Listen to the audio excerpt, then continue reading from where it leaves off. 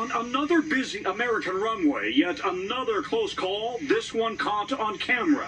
Southwest 2504 going around. It happened Tuesday morning. A Southwest 737 flying in from Omaha, preparing to land at Chicago's Midway Airport, forced to make what the airline is calling a precautionary go-around to avoid colliding with the private jet that the FAA says entered the runway without authorization.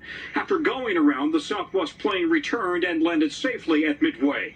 Transportation Secretary Sean Duffy writing on X, "It is imperative that pilots follow the instructions of air traffic controllers. If they do not, their licenses will be pulled." These types of serious incursions have been going down over the past couple of years, but hopefully they won't start going back up again. The FAA's 2024 database shows the rate of serious runway incursions, close calls, decreased by 69% compared to the previous year.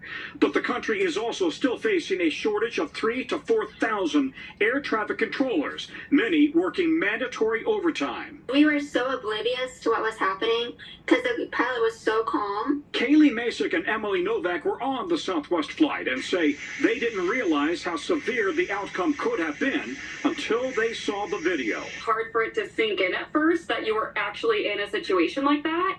Tuesday's close call, the latest in a string of alarming aviation crashes and disasters.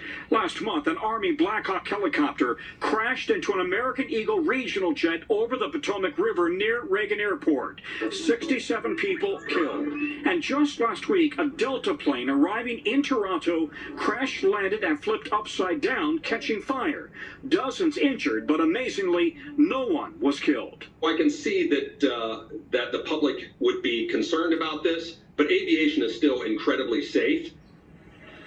Yeah, by the way, we also had 10 people killed off of Nome, Alaska, when a plane crashed into the sea ice. By the way, we had another close call. I won't call it a close call. We had another incident here at Reagan just yesterday. A plane coming in for a landing told to go around because a plane that was departing from the same runway had not yet cleared the runway. So the FAA and the airline calling that a standard go-around, but clearly nerves are on edge here. And lastly, I would just tell you, the FAA and the NTSB have taken a lot of steps to try to rectify these close calls. We've got runway traffic lights, ground radar, collision avoidance systems, but ultimately it often comes down to the pilots, quick-acting pilots like those at Chicago Midway. Savannah? Yeah, we saw that with the Southwest flight. Heroes, really. Tom, thank you very much. Much more to get to here on a Wednesday morning, including a growing health crisis. Several states are reporting outbreaks of the measles, including Texas, where cases continue to grow there. NBC's Sam Brock is following this one for us.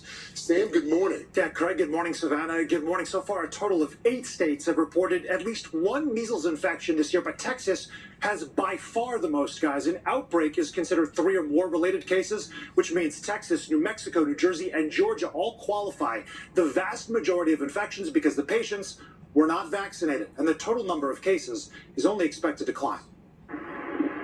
West Texas today is trying to get a handle on a surging measles crisis, now up to a whopping 124 cases, according to the Texas Department of Health. What started in Gaines County on the state's panhandle has spread to 8 other counties, from Texas's northern tip to Lubbock, a county of 300,000. As the number of confirmed infections